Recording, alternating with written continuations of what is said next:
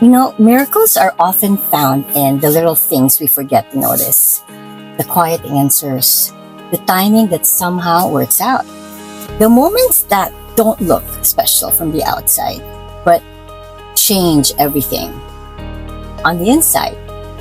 When I realized that miracles were already happening in my life, I started writing them down.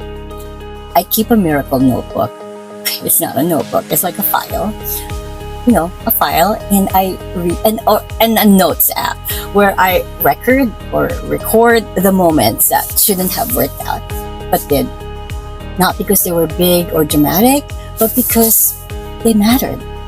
Some were simple, like finding better software right when I needed it and it was a good deal, or becoming part of a group that slowly turned into my community when I didn't even have friends before. Here, when I moved here, others were almost funny, like the day my car completely broke down, and I mean completely. It was right in front of an AutoZone, and I don't know anything about cars, and somehow help was already right there. So some miracles showed up through people, like meeting guests for my podcast who later became part of my journey, conversations that felt aligned, not forced, like they were already meant to happen. And some miracles came in moments of deep prayer. Like one morning, I knew I really couldn't go home to the Philippines to say goodbye to my mom, who at that time we were just last moments.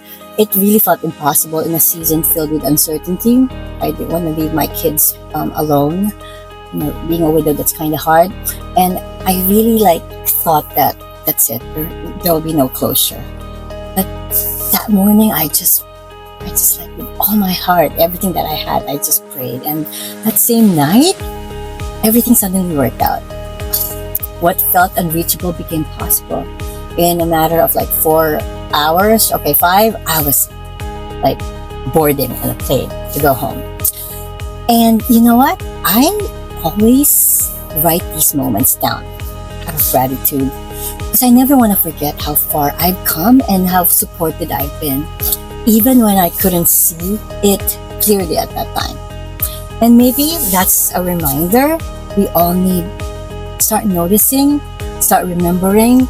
When you do, you realize that miracles don't always arrive loudly.